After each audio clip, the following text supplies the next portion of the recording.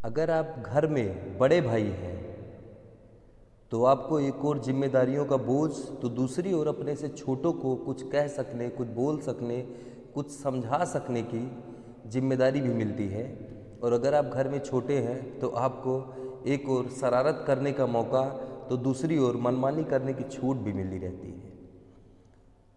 तो पारिवारिक और सामाजिक विषयों पर आधारित एक से एक उम्दा कहानियाँ लिखने वाले प्रेमचंद ने बड़े भाई साहब शीर्षक से एक आत्मकथात्मक कहानी लिखी है, बड़े भाई साहब। तो बिना विलंब के हम कहानी प्रारंभ करते हैं, आप लोग इसका श्रवण करें। मेरे भाई साहब मुझसे 5 साल बड़े थे, लेकिन केवल 3 दर्जे आगे। उन्होंने भी उसी उम्र में पढ़ना शुरू किया था जब मैंने शुरू किया था, लेकिन तालीम जैसे महत्व के मामले में वह जल्दबाजी से काम लेना पसंद ना करते थे। इस भावना की बुनियाद खूब मजबूत डालना चाहते थे जिस पर आलीशान महल बन सके। 1 साल का काम 2 साल में करते थे, कभी कभी 3 साल भी लग जाते थे। बुनियाद ही पुख्ता ना हो तो मकान कैसे पायेदार बने। मैं छोटा था, वो बड़े थे। मेरी उम्र 9 साल की थी, वे 14 साल के थे। उन्हें मेरी तंबीह और निगरानी का पूरा जन्मसिद्ध अधिकार था और मेरी शालीनता इसी में थी कि उनके हुक्म को कानून समझूं। वह स्वभाव से बड़े अध्ययनशील थे, हरदम किताब खोले बैठे रहते और शायद दिमाग को आराम देने के लिए कभी कॉपी पर, कभी किताब के हाशियों पर चिड़ियों, कुत्तों, बिल्लियों की तस्वीरें बनाया करते थे।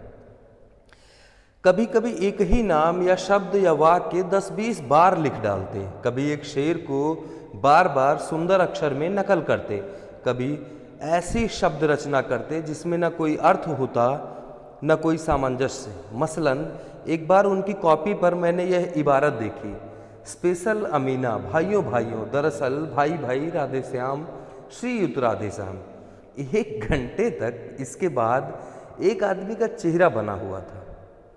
मैंने चेष्टा की कि इस पहेली का कोई अर्थ निकालूं, लेकिन असफल रहा और उनसे पूछने का साहस ना हुआ। वह 9वीं जमात में थे, मैं 5वीं में। उनकी रचनाओं को समझना मेरे लिए छोटा मुंह बड़ी बात थी। मेरा जी पढ़ने में बिल्कुल ना लगता था। 1 घंटा भी किताब लेकर बैठना पहाड़ था। मौका पाते ही हॉस्टल से निकलकर मैदान में आ जाता और कभी कंकड़ियाँ उछालता, कभी कागज़ की तितलियाँ उड़ाता और कहीं कोई साथी मिल गया तो पूछना ही क्या। कभी 4 दीवारी पर चढ़कर नीचे कूद रहे हैं, कभी फाटक पर सवार उसे आगे पीछे चलाते हुए मोटर कार का आनंद उठा रहे हैं। लेकिन कमरे में आते ही भाई साहब का रौद्र रूप देखकर प्राण सूख जाते। उनका पहला सवाल होता, कहाँ थे? हमेशा यही सवाल इसी ध्वनि में पूछा जाता था और इसका जवाब मेरे पास केवल मौन था। ना जाने मुंह से यह बात क्यों ना निकलती कि जरा बाहर खेल रहा था।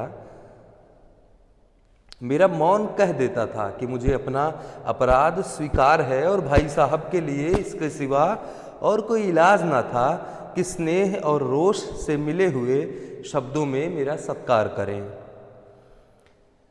इस तरह अंग्रेजी पढ़ोगे तो जिंदगी भर पढ़ते रहोगे और एक हर्फ ना आएगा। अंग्रेजी पढ़ना कोई हंसी खेल नहीं है कि जो चाहे पढ़ ले, नहीं। ऐरा गैरा नत्थु खैरा सभी अंग्रेजी के विद्वान हो जाते। यहाँ रात दिन आंखें फोड़ने पड़ती है और खून जलाना पड़ता है, तब कहीं यह विधा आती है। और आती क्या है, हाँ कहने को आ जाती है। बड़े बड़े विद्वान भी शुद्ध अंग्रेजी नहीं लिख सकते। बोलना तो दूर रहा, और मैं कहता हूँ तुम कितने घोंघा हो कि मुझे देख कर भी सबक नहीं लेते। मैं कितनी मेहनत करता हूँ, तुम अपनी आंखों देखते हो। अगर नहीं देखते तो यह तुम्हारी आंखों का कसूर है, तुम्हारी बुद्धि का कसूर है। इतने मेले तमाशे होते हैं, मुझे तुमने कभी देखा, जाते हुए देखा? रोज ही क्रिकेट और हॉकी मैच होते हैं, मैं पास नहीं फटकता, हमेशा पढ़ता रहता हूँ। उस पर भी 1-1 दर्जे में 2-2, 3-3 साल पढ़ा रहता हूँ। फिर तुम कैसे आशा करते हो कि तुम यूँ खेल कूद में वक्त गंवाकर पास हो जाओगे? मुझे तो 2 ही 3 साल लग रहे हैं, तुम उम्र भर इसी दर्जे में पड़े सड़ते रहोगे। अगर तुम्हें इस तरह उम्र गंवानी है तो बेहतर है घर चले जाओ और मज़े से गुल्ली डंडा खेलो। दादा की गाढ़ी कमाई के रुपए क्यों बर्बाद करते हो? मैं यह लताड़ सुनकर आंसू बहाने लगा। जवाब ही क्या था, अपराध तो मैंने किया, लताड़ कौन सहे। भाई साहब उपदेश की कला में निपुण थे। ऐसी ऐसी लगती बातें कहते, ऐसे ऐसे शोक्ति मार चलाते कि मेरे जिगर के टुकड़े टुकड़े हो जाते और हिम्मत छूट जाती। इस तरह जान तोड़कर मेहनत करने की शक्ति मैं अपने में ना पाता और उस निराशा में जरा देर के लिए मैं सोचने लगता, क्यों ना घर चला जाऊं। जो काम मेरे बूते के बाहर है उसमें हाथ डालकर क्यों अपनी ज़िंदगी खराब करूं। मुझे अपना मूर्ख रहना मंजूर था, लेकिन उतनी मेहनत, मुझे तो चक्कर आ जाता था। लेकिन 2-2 घंटे बाद निराशा के बादल फट जाते। मैं इरादा करता कि आगे से खूब जी लगाकर पढ़ूंगा। चटपट एक टाइम टेबल बना डालता, बिना पहले से नक्शा बनाए कोई स्कीम तैयार किए काम कैसे करूं। टाइम टेबल में खेल कूद की मत बिल्कुल उड़ जाती। प्रातःकाल उठना, 6 बजे हाथ मुंह धोकर नाश्ता पर बैठ जाना, 6 से 8 तक अंग्रेजी, 8 से 9 तक हिसाब, 9 से 9:30 तक इतिहास, फिर भोजन और स्कूल। 3:30 बजे स्कूल से वापस होकर आधा घंटा आराम, फिर 4 से 5 तक भूगोल, फिर 5 से 6 तक ग्रामर, आधा घंटा हॉस्टल के सामने टहलना, 6:30 से 7 तक अंग्रेजी कंपोजिशन, फिर भोजन करके 8 से 9 तक अनुवाद और 9 से 10 तक हिंदी, 10 से 11 तक विविध विषय, फिर विश्राम। मगर टाइम टेबल बना लेना एक बात है, उस पर अमल करना दूसरी बात। पहले ही दिन से उसकी अवहेलना शुरू हो जाती। मैदान की वह सुखद हरियाली, हवा के वह हल्के हल्के झोंके, फुटबॉल की उछल कूद, कबड्डी के वह दाम घात, वॉलीबॉल की वह तेजी और फुर्ती मुझे अज्ञात और अनिवार्य रूप से खींच ले जाती और वहाँ जाते ही मैं सब कुछ भूल जाता। वह जानलेवा टाइम टेबल, वह आंख फोड़ पुस्तकें किसी की याद न रहती और फिर भाई साहब को नसीहत और फजीहत का अवसर मिल जाता। मैं उनके साये से भागता, उनकी आंखों से दूर रहने की चेष्टा करता, कमरे में इस तरह दबे पाँव आता कि उन्हें खबर ना हो। उनकी नज़र मेरी ओर उठी और मेरे प्राण निकले। हमेशा सिर पर एक नंगी तलवार सी लटकती मालूम होती। फिर भी जैसे मौत और विपत्ति के बीच में भी आदमी मोह और माया के बंधन में जकड़ा रहता है, मैं फटकार और घुड़कियाँ खाकर भी खेल कूद का तिरस्कार न कर सकता। सालाना इम्तहान हुआ। भाई साहब फेल हो गए, मैं पास हो गया और दर्जे में प्रथम आया। मेरे और उनके बीच केवल 2 साल का अंतर रह गया। जी में आया, भाई साहब को आड़े हाथों लो। आपकी वह घोर तपस्या कहाँ गई? मुझे देखिए, मज़े से खेलता भी रहा और दर्जे में अव्वल भी हूँ। लेकिन वह इतने दुखी और उदास थे कि मुझे उनसे दिली हमदर्दी हुई और उनके घाव पर नमक छिड़कने का विचार ही लज्जास्पद जान पड़ा। हाँ, अब मुझे अपने ऊपर कुछ अभिमान हुआ और आत्मसम्मान भी बढ़ा। भाई साहब का वो रोब मुझ पर न रहा। आज़ादी से खेल कूद में शरीक होने लगा। दिल मजबूत था। अगर उन्होंने मेरी फजीहत की तो साफ कह दूंगा, आपने अपना खून जलाकर कौन सा तीर मार लिया। मैं तो खेलते कूदते दर्जे में अव्वल आ गया। जबान से यह हेकड़ी जताने का साहस न होने पर भी मेरे रंग ढंग से साफ जाहिर होता था कि भाई साहब का वह आतंक अब मुझ पर नहीं है। भाई साहब ने इसे भांप लिया। उनकी सहज बुद्धि बड़ी तीव्र थी। और एक दिन जब मैं भोर का सारा समय गुल्ली डंडे की भेंट करके ठीक भोजन के समय लौटा तो भाई साहब ने मानो तलवार खींच ली और मुझ पर टूट पड़े। देखता हूँ इस साल पास हो गए और दर्जे में अव्वल आ गए तो तुम्हें दिमाग हो गया है। मगर भाईजान, घमंड तो बड़े बड़े का नहीं रहा, तुम्हारी क्या हस्ती है। इतिहास में रावण का हाल तो पढ़ा ही होगा। उसके चरित्र से तुमने कौन सा उपदेश लिया? यूं ही पढ़ गए। महज इम्तहान पास कर लेना कोई चीज़ नहीं, असल चीज़ है बुद्धि का विकास। जो कुछ पढ़ो उसका अभिप्राय समझो। रावण भूमंडल का स्वामी था। ऐसे राजाओं को चक्रवर्ती कहते हैं। आजकल अंग्रेजों के राज्य का विस्तार बहुत बढ़ा हुआ है, पर इन्हें चक्रवर्ती नहीं कह सकते। संसार में अनेकों राष्ट्र अंग्रेजों का आधिपत्य स्वीकार नहीं करते, बिल्कुल स्वाधीन है। रावण चक्रवर्ती राजा था। संसार के सभी महीप उसे स्वीकार करते थे। बड़े बड़े देवता उसकी गुलामी करते थे। आग और पानी के देवता भी उसके दास थे। मगर उसका अंत क्या हुआ? घमंड ने उसका नामो निशान मिटा कर रख दिया। कोई उसे एक चुल्लू पानी देने वाला भी ना बचा। आदमी जो कुकर्म चाहे करे पर अभिमान ना करे, इतराए नहीं। अभिमान किया और दीन दुनिया से गया। शैतान का हाल भी पढ़ा होगा। उसे यह अभिमान हुआ था कि ईश्वर का उससे बढ़कर सच्चा भक्त कोई है ही नहीं। अंत में यह हुआ कि स्वर्ग से नरक में ढकेल दिया गया। साहेरूम ने भी एक बार अहंकार किया था, भीख मांग मांग कर मर गया। तुमने तो अभी केवल एक दर्जा पास किया है और अभी से तुम्हारा सिर फिर गया है। तब तो तुम आगे बढ़ चुके हो। यह समझ लो कि तुम अपनी मेहनत से नहीं पास हुए हो। अंधे के हाथ बटेर लग गई है, बटेर। मगर बटेर केवल एक बार हाथ लग सकती है, बार बार नहीं। कभी कभी गुल्ली डंडे में भी अंधा चोट निशान पड़ जाता है। उससे कोई सफल खिलाड़ी नहीं हो जाता। सफल खिलाड़ी वह है जिसका कोई निशान खाली ना जाए। मेरे फेल होने पर ना जाओ। मेरे दर्जे में आओगे तो दांतों पसीना आ जाएगा। जब अलजबरा और ज्योमेट्री के लोहे के चने चबाने पड़ेंगे और इंग्लिस्तान का इम्तिहान पढ़ना पड़ेगा, इंग्लिस्तान का इतिहास पढ़ना पड़ेगा, बादशाहों के नाम याद रखना आसान नहीं। 8-8 हेनरी हो गुजरे हैं। कौन सा कांड किस हेनरी के समय हुआ, क्या यह याद कर लेना आसान समझते हो? हेनरी 7वें की जगह हेनरी 8वां लिखा और सब नंबर गायब, सफा चट। सिफर भी ना मिलेगा, सिफर भी हो किस ख्याल में? दरवाजे दर्जनों तो जेम्स हुए हैं, दर्जनों विलियम्स हुए हैं, कोड़ियों चार्ल्स। दिमाग चक्कर खाने लगता है, आंधी रोग हो जाता है। इन अभागों को नाम भी ना जुड़ते थे। एक ही नाम के पीछे दोयम सोयम चहारुम पंजुम लगाते चले जाते। मुझसे पूछते तो 10 लाख नाम बता देता। और ज्योमेट्री तो बस खुदा की पनाह, आ बा जा की जगह आ जा बा लिख दिया तो सारे नंबर कट गए। कोई निर्दयी मुमतहीनों से नहीं पूछता कि आखिर आ बा जा और आजाबा में क्या फ़र्क है, और व्यर्थ की बात के लिए क्यों छात्रों का खून करते हो? दाल भात रोटी खाई या भात दाल रोटी खाई, इसमें क्या रखा है? मगर इन परीक्षकों को क्या परवाह, वे तो वही देखते हैं जो पुस्तकों में दिखता है। चाहते हैं कि लड़के अक्षर अक्षर रट डालें और इसी रटंत का नाम शिक्षा रख छोड़ा है। और आखिर इन बेसिर पैर की बातों के पढ़ने से क्या फायदा? इस रेखा पर वह लंब गिरा दो तो आधार लंब से दुगुना होगा। पूछिए इससे प्रयोजन? दुगुना नहीं चौगुना हो जाए या आधा ही रहे, मेरी बला से।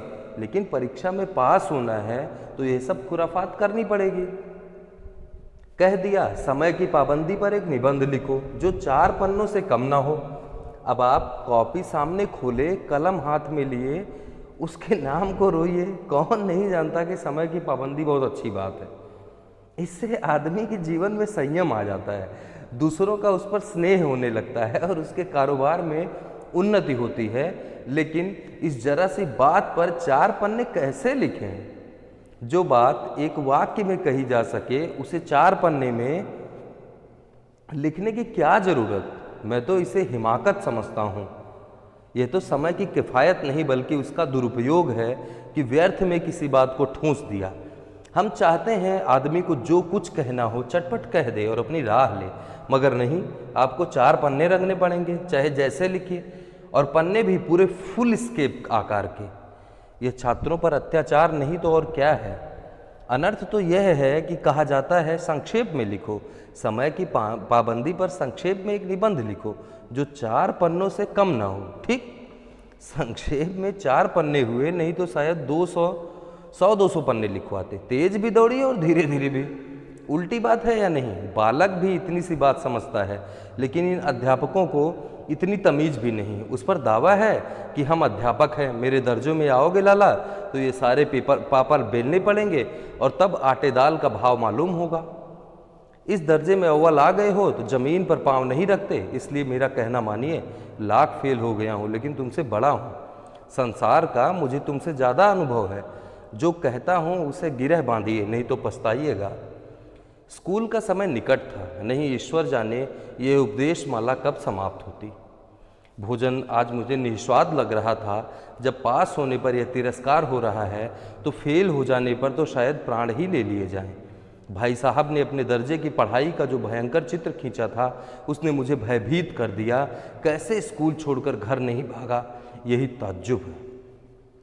लेकिन इतने तिरस्कार पर भी पुस्तकों में अरुचि ज्यों की त्यों बनी रही। खेल कूद का कोई अवसर हाथ से ना जाने देता। पढ़ता भी था मगर बहुत कम, बस इतना कि रोज का टास्क पूरा हो जाए और दर्जे में जलील ना होना पड़े। अपने ऊपर जो विश्वास पैदा हुआ था वह फिर लुप्त हो गया और फिर चोरों का सा जीवन कटने लगा। फिर सालाना इम्तिहान हुआ और कुछ ऐसा संयोग हुआ कि मैं फिर पास हुआ और भाई साहब फिर फेल हो गए। मैंने बहुत मेहनत ना की पर ना जाने कैसे दर्जे में अव्वल आ गया। मुझे खुद अचरज हुआ। भाई साहब ने प्राणांतक परिश्रम किया, कोर्स का एक एक शब्द चाट गए थे। 10 बजे रात तक इधर, 4 बजे भोर से उधर, 6 से 9:30 तक स्कूल जाने के पहले मुद्रा कांतिहीन हो गई थी। मगर बेचारे फेल हो गए। मुझे उन पर दया आती थी।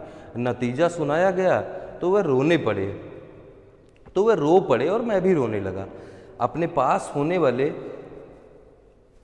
खुशी आधी हो गई, अपने पास होने की खुशी आधी हो गई। मैं भी फेल हो गया होता तो भाई साहब को इतना दुख ना होता, लेकिन विधि की बात कौन टाले। मेरे और भाई साहब के बीच में अब केवल 1 दर्जे का अंतर और रह गया। मेरे मन में एक कुटिल भावना उदय हुई कि कहीं भाई साहब 1 साल और फेल हो जाएं तो मैं उनके बराबर हो जाऊं, फिर वह किस आधार पर मेरी फजीयत कर सकेंगे। लेकिन मैंने इस कमीने विचार को दिल से बलपूर्वक निकाल डाला। आखिर वह मुझे मेरे हित के विचार से ही तो डांटते हैं। मुझे इस वक्त अप्रिय लगता है अवश्य, मगर यह शायद उनके उपदेशों का ही असर हो कि मैं दनादन पास होता जाता हूँ और इतने अच्छे नंबरों से। अब भाई साहब बहुत कुछ नर्म पड़ गए थे। कई बार मुझे डांटने का अवसर पाकर भी उन्होंने धीरज से काम लिया। शायद अब वह खुद समझने लगे थे कि मुझे डांटने का अधिकार उन्हें नहीं रहा, या रहा तो बहुत कम। मेरी स्वच्छंदता भी बढ़ी। मैं उनकी सहिष्णुता का अनुचित लाभ उठाने लगा। मुझे कुछ ऐसी धारणा हुई कि मैं तो पास ही हो जाऊंगा, पढ़ूं या ना पढ़ूं। मेरी तकदीर बलवान है, इसलिए भाई साहब के डर से जो थोड़ा बहुत पढ़ लिया करता था वह भी बंद हुआ। मुझे कनकौवे उड़ाने का नया शौक पैदा हो गया था और अब सारा समय पतंगबाजी की ही भेंट होता था। फिर भी मैं भाई साहब का अदब करता था और उनकी नज़र बचाकर कनकौवे उड़ाता था। मांझा देना, कन्ने बांधना, पतंग टूर्नामेंट की तैयारियां आदि समस्याएं अब गुप्त रूप से हल की जाती थी। भाई साहब को यह संदेह न करने देना चाहता था कि उनका सम्मान और लिहाज मेरी नज़रों से कम हो गया है। एक दिन संध्या समय हॉस्टल से दूर मैं कनकौवे लूटने बेतहासा दौड़ा जा रहा था। आंखें आसमान की ओर थीं और मन उस आकाशगामी पथिक की ओर जो मंद गति से झूमता पतन की ओर चला जा रहा था। मानो कोई आत्मा स्वर्ग से निकलकर विरक्त मन से नए संस्कार ग्रहण करने जा रही हो। बालकों की एक पूरी सेना लग गई और झाड़दार बांस लिए उसका स्वागत करने को दौड़ी जा रही थी। किसी को अपने आगे पीछे की खबर न थी। सभी मानो उस पतंग के साथ ही आकाश में उड़ रहे थे जहाँ सब कुछ समतल है, न मोटर कारें हैं, न ट्राम, न गाड़ियाँ। सहसा भाई साहब से मेरी मुठभेड़ हो गई, जो शायद बाजार से लौट रहे थे। उन्होंने वहीं मेरा हाथ पकड़ लिया और उग्र भाव से बोले, इन बाजारी लौंडों के साथ ढेले के कनकौवे के लिए दौड़ते तुम्हें शर्म नहीं आती? तुम्हें इसका भी कुछ लिहाज नहीं कि अब नीची जमात में नहीं हो बल्कि 8वीं जमात में आ गए हो और मुझसे केवल 1 दर्जा नीचे हो। आखिर आदमी को कुछ तो अपनी पोजीशन का ख्याल होना चाहिए। एक ज़माना था कि लोग 8वां दर्जा पास करके नायब तहसीलदार हो जाते थे। मैं कितने ही मिडलचियों को जानता हूं जो आज 8 अव्वल दर्जे के बाद डिप्टी मजिस्ट्रेट या सुपरिंटेंडेंट हैं। कितने ही 8वीं जमात वाले हमारे लीडर और समाचार पत्रों के संपादक हैं। बड़े बड़े विद्वान उनकी मातहती में काम करते हैं और तुम उसी 8वें दर्जे में जाकर बाजारी लौंडों के साथ कनकौवे लिए दौड़ रहे हो। मुझे तुम्हारी इस कम अकली पर दुख होता है। तुम ज़हीन हो, इसमें शक नहीं, लेकिन वह ज़हन किस काम का जो हमारे आत्मगौरव की हत्या कर डाले। तुम अपने दिल में समझते होगे मैं भाई साहब से महज 1 दर्जे नीचे हूँ और अब उन्हें मुझको कुछ कहने का हक नहीं है, लेकिन ये तुम्हारी गलती है। मैं तुमसे 5 साल बड़ा हूँ और आज चाहे तुम मेरी ही जमात में आ जाओ और परीक्षकों का यही हाल है तो निस्संदेह अगले साल तुम मेरे समकक्ष हो जाओगे और शायद 1 साल बाद तुम मुझसे आगे निकल जाओ। लेकिन मुझ में और तुम में जो 5 साल का अंतर है उसे तुम क्या, खुदा भी नहीं मिटा सकता। मैं तुमसे 5 साल बड़ा हूँ और हमेशा रहूँगा। मुझे दुनिया का और ज़िंदगी का जो तजर्बा है तुम उसकी बराबरी नहीं कर सकते, चाहे तुम MA DPhil DLit क्यों ही ना कर जाओ। समझ किताबें पढ़ने से नहीं आती हैं। हमारी अम्मा ने कोई दर्जा पास नहीं किया, दादा भी शायद 5वीं 6ठी जमात से आगे नहीं गए, लेकिन हम दोनों चाहे सारी दुनिया की विद्या पढ़ लें, अम्मा और दादा को हमें समझाने और सुधारने का अधिकार हमेशा रहेगा। केवल इसलिए नहीं कि वे हमारे जन्मदाता हैं, बल्कि इसलिए कि उन्हें दुनिया का हमसे ज़्यादा तजर्बा है और रहेगा। अमेरिका में किस तरह की राज्य व्यवस्था है और 8वें हेनरी ने कितने विवाह किए और आकाश में कितने नक्षत्र हैं, यह बातें चाहे उन्हें मालूम हो या ना मालूम हो, लेकिन हजारों ऐसी बातें हैं जिसका ज्ञान उन्हें हमसे और तुमसे ज़्यादा है। दैव ना करे आज मैं बीमार हो जाऊं तो तुम्हारे हाथ पांव फूल जाएंगे। दादा को तार देने के सिवा तुम्हें और कुछ ना सूझेगा, लेकिन तुम्हारी जगह पर दादा हों तो किसी को तार ना दे, ना घबराएं, ना बदहवास हों, पहले खुद मर्ज पहचान कर इलाज करेंगे, उसमें सफल ना हो तो किसी डॉक्टर को बुलाएंगे। बीमारी तो खैर बड़ी चीज़ है, हम तुम तो इतना भी नहीं जानते कि महीने भर का खर्च महीने भर कैसे चलाएं। जो कुछ दास्ता भेजते हैं उसे हम 20-22 तक खर्च कर देते हैं और पैसे पैसे को मुहताज हो जाते हैं। नाश्ता बंद हो जाता है, धोबी नाई से मुंह चुराने लगते हैं। लेकिन जितना आज तक हम और तुम खर्च कर रहे हैं उसके आधे में दादा ने अपनी उम्र का बड़ा भाग इज्जत और नेकनामी के साथ गुजार दिया और एक कुटुंब का पालन किया जिसमें सब मिलाकर 9 आदमी थे। अपने हेडमास्टर साहब को ही देखो, MA है कि नहीं, और यहाँ के MA नहीं ऑक्सफोर्ड के 1000 रुपये पाते हैं, लेकिन उनके घर इंतजाम कौन करता है? उनकी बूढ़ी माँ। हेडमास्टर साहब की डिग्री यहाँ आकर बेकार हो गई। पहले खुद घर का इंतजाम करते थे, खर्च पूरा ना पड़ता था, कर्जदार रहते थे। जब से उनकी माता जी ने प्रबंध अपने हाथ में ले लिया है, जैसे घर में लक्ष्मी आ गई हैं। तो भाईजान, ये गुरूर दिल से निकाल डालो कि तुम मेरे समीप आ गए हो और अब स्वतंत्र हो। मेरे देखते हुए तुम बेराह नहीं चल पाओगे। अगर तुम यूँ ना मानोगे तो मैं तुम्हें थप्पड़ खिलाकर मनवाऊंगा। मैं जानता हूँ तुम्हें मेरी बातें जहर लग रही हैं। मैं उनकी इस नई युक्ति से नतमस्तक हो गया। मुझे आज सचमुच अपनी लघुता का अनुभव हुआ और भाई साहब के प्रति मेरे मन में श्रद्धा उत्पन्न हुई। मैंने सजल आंखों से कहा, हरगिज नहीं, आप जो कुछ फरमा रहे हैं वह बिल्कुल सच है और आपको कहने का अधिकार है। भाई साहब ने मुझे गले लगा लिया और बोले, मैं कनकौए उड़ाने को नहीं मना करता, मेरा जी भी ललचाता है, लेकिन क्या करूं? खुद बेराह चलूं तो तुम्हारी रक्षा कैसे करूं? यह कर्तव्य भी तो मेरे सिर पर ही है। संयोग से उसी वक्त एक कटा हुआ कनकौआ हमारे ऊपर से गुजरा। उसकी डोर लटक रही थी। लड़कों का एक गोल पीछे पीछे दौड़ा चला आता था। भाई साहब लंबे हैं ही, उछल कर उसकी डोर पकड़ ली और बेतहाशा हॉस्टल की तरफ दौड़े। मैं पीछे पीछे दौड़ रहा था।